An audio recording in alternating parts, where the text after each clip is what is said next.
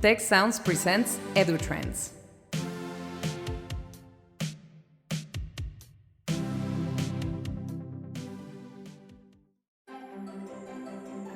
Good afternoon. I'm José Pepe Escamilla. I'm Associate Director for the Institute for the Future of Education. And today I'm here with Jeff Selingo, who is a writer, a journalist in higher education, very well known around the world.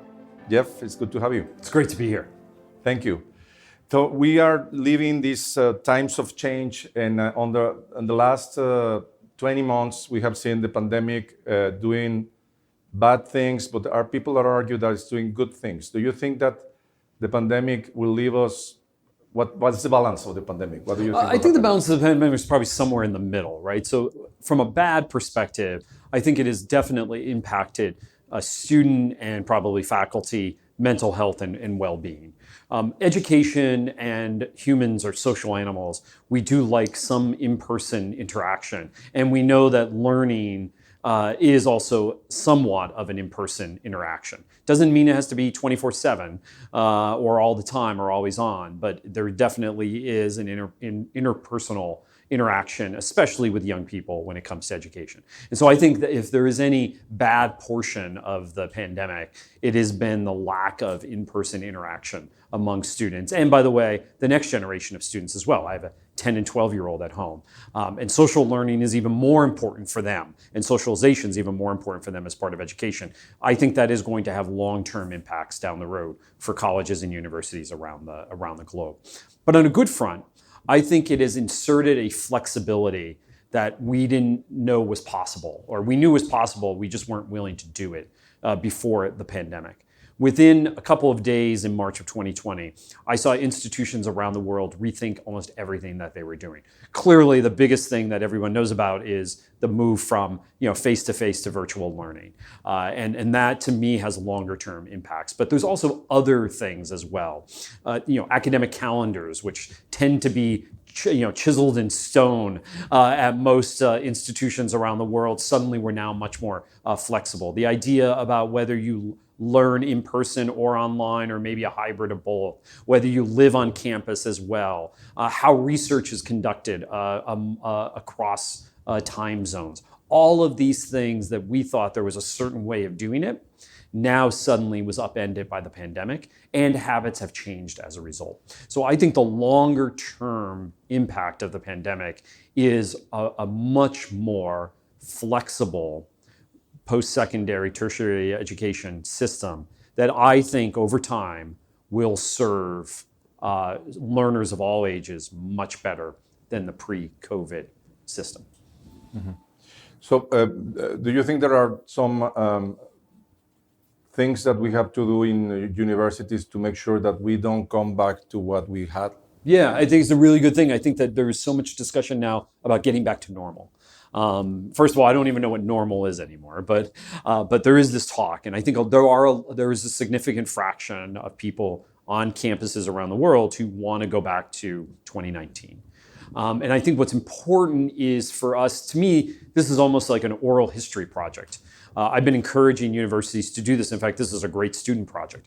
I would love to go on every campus and interview faculty members, staff members, administrators in different departments, different schools, and understand what has changed during the pandemic, what they like, what they don't like, what they want to stick, what they don't want to stick. I think we need to get a much better handle on what the pandemic really did change day to day on campuses than we do now. We know at a macro level what's changed, but do we really know how the workflow has changed, how learning has changed, how pedagogy has changed, how interactions have changed? And again, what's good, what's bad? I've been encouraging universities to send their students to go out to do this. First of all, it's a great historical documentation project for people 20, 30, 50 years from now to know what happened during the pandemic. But more than that, we as humans, when we have something like this that has happened to us, we tend to want to forget it. And so I think there's a time right now where we want to capture what has changed over the last 20 months and what do we want to keep. Yes. So I've seen a lot of effort in the universities, particularly in professors, in faculty, to change their courses to online and then realizing that they were not working and making some changes to make them more interactive. In fact, I believe they were not great because they were very traditional face-to-face teaching, but I think that using web conferences enhances the bad parts of traditional learning.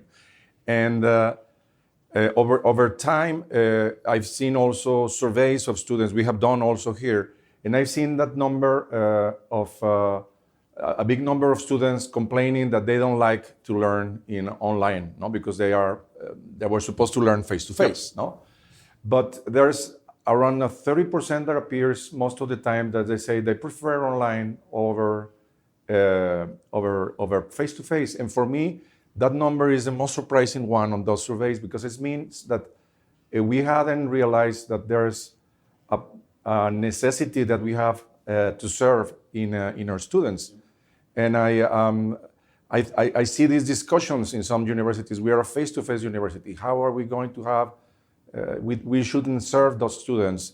And what do you think are the balance there in those? Well, first of all, I think that there is not just one type of learner. I think that most of the time that when we have thought about our learners, we've segmented them into two groups: traditional, 18 plus, early 20s, right? That transition from high school to career. And then non-traditional, which is everybody else, essentially everybody else. Well, no brand out there, no segment of the economy that is consumer facing thinks of its customers in only two ways, and largely around age, right? So I think there are so many different segments of learners out there, and I don't want to call them students anymore because they are learners, because I think when we think students, we tend to think young and we tend to think physical. They have to be in a physical spot learning, and they tend to be young. If we think of them as learners, we do tend to start to think of now people lifelong who need to learn for their careers. So yes, I think it opens up more segments where there were probably students or learners you were never serving before that you now can serve. But the other thing about online, I don't think it's a binary choice. I want to be an online student or I want to be a face-to-face student or learner. I think it's really now around a lot more flexibility. I talked in my keynote address here around kind of consumer choice. So for example, now when we go shopping, we don't make a distinction about whether we're doing shopping online or shopping in person. We decide in the moment whether we want to shop in a store, whether we want to buy something online and have it shipped to us, whether we want to pick something up at the curb or inside the store and having ordered it previously.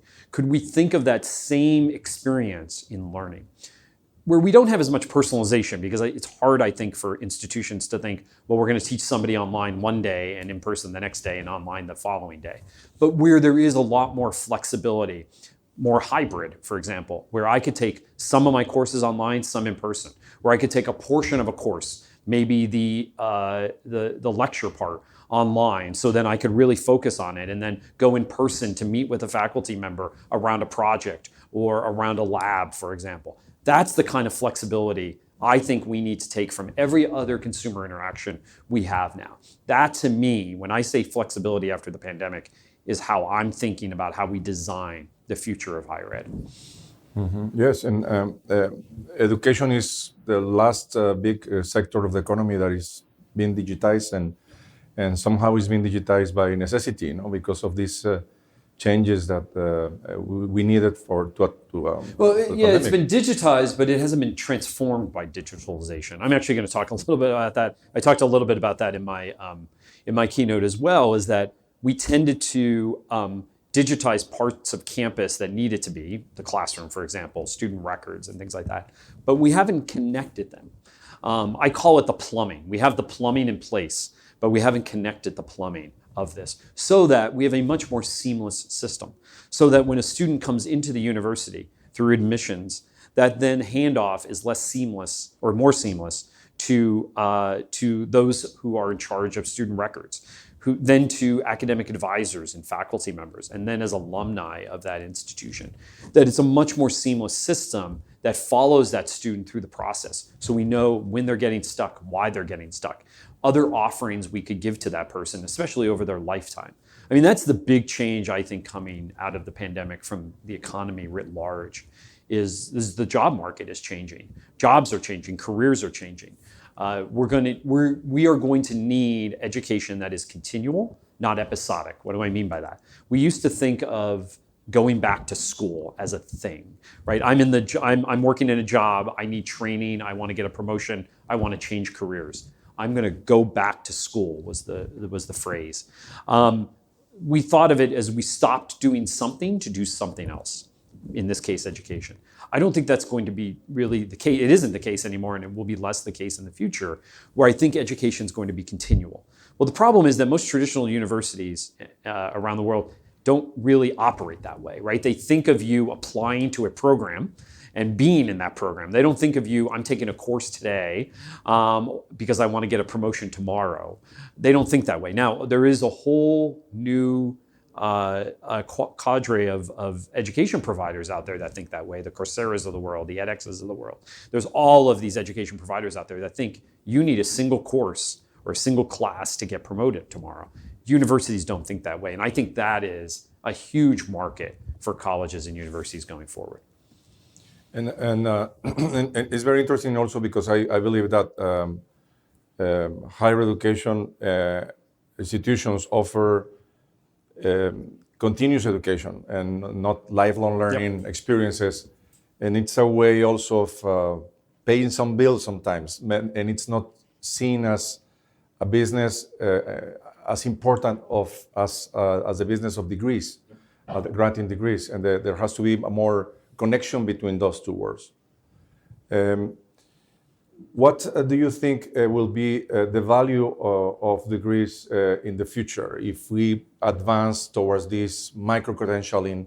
What will be the value of a degree? Oh, I think there's still value. I think it's still a signal. I still think it's a very strong signal of discipline, of finishing something, of expertise in some ways. I think that Paul LeBlanc talked here about this idea of what do you really know when you know that degree. I think we're starting to get better at that, these competencies, building these competencies into degrees or micro degrees. And I think, and I know you're doing a lot of experiments around kind of blockchain technologies around the degree. So once learners own their learning, meaning they own the assets of their learning, not only the degrees, the micro-credentials, the competencies, all of that that's underlying that degree. Once they own that, that becomes much more transferable and transportable for them. And when they could do this by showing a QR code to an employer and say, yes, I know all of this and it's been verified and here it is, here's the evidence of that learning. I think that really changes the equation. It doesn't mean the degree goes away, but the degree is then only one of many signals that you know something. And the question is, can universities pivot in a way to offer these other assets of learning? Competencies, for example, micro degrees. I think universities are so stuck in their legacies of these old style degrees and programs, it's very hard for them to think differently. Yes, and most of the time those degrees, higher education degrees, are like encyclopedic. No, it's more like trying to be more vast. And it's also lengthy and expensive. Mm-hmm. I tend to agree with you. And well, you were saying about these micro credentials and the expectation of people around those. But how can we educate the market? Because what I have seen is that in the initiatives that we have launched in Tec de Monterrey around micro credentialing, one of the problems is how the market recognizes that. It takes time and it's very fragmented because I also see people, for instance, we have a bootcamp that is around 480 hours, and I see people that say this is a bootcamp of half a day. No, what will be the approach to make it known by the market? Yeah, I think the approach that, and when you say the market, do you mean employers or students? Both of them, but employers is. Yeah, I mean, I think students react to the employers. So if the employers say this is something they want, then students will follow. To get the employers on board, I think it really starts with individual partnerships with employers. I think, again, Paul LeBlanc at Southern New Hampshire has proven this out. When they started their competency-based degrees, they worked with individual employers. Once individual employers were on board, then other employers saw that it was working. Hey, if the big employer in the area wants to do this, there must be something right about it. I don't think it could be something that institutions create and then just wait for the marketplace to follow. I think they basically have to create the marketplace. And they create the marketplace by working with big employers that have huge talent needs and say, we're going to come in and create these micro degrees for you. Great. You were talking about how we are social animals and that we need to socialize, particularly younger adults, younger people, more than older adults. And we are seeing a tendency of students, when we offer them the opportunity of hybrid learning and the opportunity to attend or not to attend a course, we are seeing a big number of students that decide not to attend. So I was having this conversation with Paul yesterday here in the frame of the 8th International Conference of Educational Innovation. What will make the students come to the campus? Because for me, it has been also something similar. I have experimented work from home, very comfortable to be there. No distractions. I have the fridge on the side, everything. I guess you have to offer more free food. I don't have to commute, free food, exactly. So what will make the students make it worth for the students to come to the campus? Because even if they're lacking socialization, what we have seen is that they decide not to come. Yeah, I think that we have to have a reason for them to come. We have to create a student experience. We have to create a learning experience that can only be done on campus, right? So they're not going to come for a lecture. Right? They're not going to come for a meeting with their faculty member, right? I think that in-person office hours with faculty members are a thing of the past, right? I think most of that's going to be done online. But what will they come for? Hands-on research, hands-on projects, more group discussions about problems to be solved, right? I think experiential learning will get them to come to campus. It might get them to come off campus to go to an employer to do work as well, right? But I think you have to offer them some sort of experiential, hands-on learning so that they apply. The only way they could apply what they're learning online from home is to come to campus. That has to be a much better experience than it was in the past. And then around that, you could build social experiences. But there has to be a magnet for them to come. Yeah. I tend to agree also on that, but as you know, our educational model is challenge-based, experiential. Yep. And around, at the end in the curriculum, 50% of the learning experience of the student will be challenge-based learning. We are on the sixth semester of the implementation of the 8 semesters. And as we advance, the experiential learning experiences become bigger. But we have been, by necessity, we have designed by necessity this experience online during the pandemic, and we have learned also that somehow you can also do that online. Maybe not everything, but it depends also on the field. Some fields you need a lab or whatever, but if you're doing a challenge that is involving some business, economic, or even sometimes technological IT that could be done thing online. That can be done online, and. We were wondering if there was necessary to attract the students to the campus just for social things. I would just, giving you some thoughts about that. Yeah, I mean, I think the social alone will not, I don't think, attract them. Now, some people will probably disagree with me on that because we've seen in the US, for example, that people wanted to come back to campus. But they didn't want to come back for campus to classes. They wanted to come back for the social aspects of learning, just socialization. So I think that you could do that, but you have to build some sort of academic reason for them to be back as well. Yeah, thank you. And about the mental health problems that we have had over the last years and during the pandemic, they have increased a lot. I realized in the last few years that we had some research and some initiatives that we have done to help our students to cope with this mental health, I would say, crisis that was here before the pandemic, that most of the people were not talking about that. It was something sort of a taboo, So I believe that during the pandemic, it has become more public. What do you think the universities have to do to deal with that problem? I think that they have to think of and consider student well-being as part of everything else that they do, right? When we think of student success in the past, we've always thought of it as either financial or we thought of the hurdles as financial or academic. The reason why students didn't succeed was because of academics or financial. I think well-being is a huge piece of that. It's the third leg of that stool. And as a result, we need to have the resources available to these students from day one in order to be thinking about that. We also need to be tracking students in a much better way. Again, this goes back to data. Are students showing up? Are they signing on? Is there a change in their academic, faculty members are really the front line on this to know when there is a change in students. And is there an easy way for faculty members to record that, to report that? Again, it's the tracking of the data that I think ends up helping us identify those students who do need help. And that we think of this not as another service, because I think that too many universities think, oh, this is something else that we have to do. But it's really part and parcel of the student success that I think most universities are interested in doing, right? And how do we help our students succeed? And it's not just academic and financial anymore. It is also well-being. Yeah. We have several programs here to help the students in prevention, but also in attention.